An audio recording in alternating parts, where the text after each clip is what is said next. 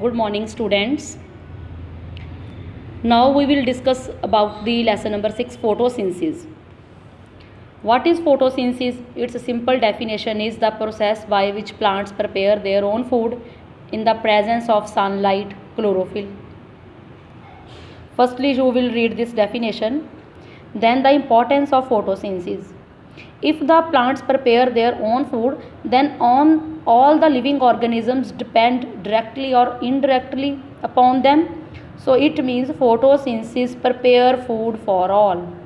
Second is oxygen to breathe.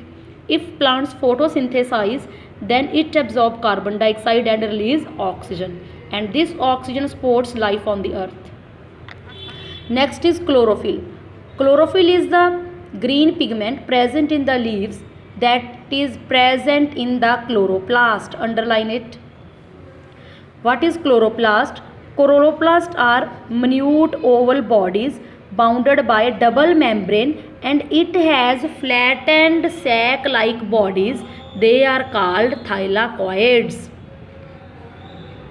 And one thylakoid attach with another thylakoid with the help of these pipe-like structures, that is called frets.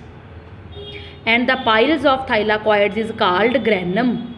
This is the chloroplast, and in the granum or thylakoids, chlorophylls are present. There are two types of chlorophyll, chlorophyll A and chlorophyll B. Chlorophyll absorbs light at both ends of the visible spectrum. For example, in VibGyor, first and blue shade and the red shade. Blue and red, both ends light absorbed by chlorophyll. So the chlorophyll appear green in color. Too much light destroy chlorophyll because chlorophyll is very highly sensitive to light. The formation of chlorophyll depend on the exposure of plants to light, but too much light destroy it. The grass growing in the shade under a stone turns yellow due to the non-formation of chlorophyll. So, limited amount of light is essential for the formation of chlorophyll. Next is regulation of stomatal opening for letting in carbon dioxide. What are stomatas? Stoma or stomatas are minute structures that are present on the lower side of leaf. They are bounded by two bean-shaped structures called the guard cells. Guard cells contain chlorophyll that help in photosynthesis. This is the pore that is called stomatal pore. While the photosynthesis, this stomatal pore become open. In the evening time, when the photosynthesis rate is very low, then the stomatal pore become closed. It has two layered. Thicker layer, inner layer is thicker and outer layer is thinner. Next is opening and closing of stomata. There are mainly two theories.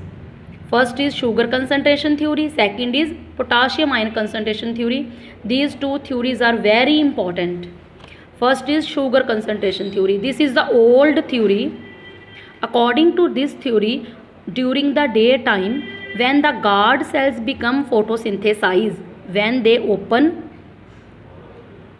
and photosynthesize, the glucose formed. During this process, when the glucose formed, osmotic pressure increase, and when the osmotic pressure increase, endosmosis occur. Endosmosis means entering of water into the guard cells. Entering of water into the guard cells. This become guard cells turgid. Turgid means swell ups हो जाते हैं वो, and bulge outwards. This cause stomata open. Closing of the stomata. If for any reason the water content of leaf is falling short, when the transpiration rate is very high, then the exosmosis occur.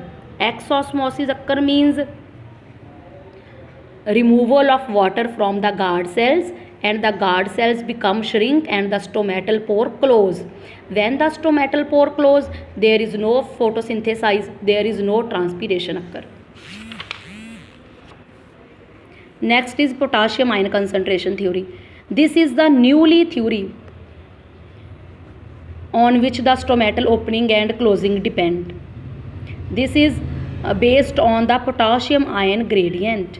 During the daytime, the chloroplast in the guard cells photosynthesize, which leads to the production of ATP energy.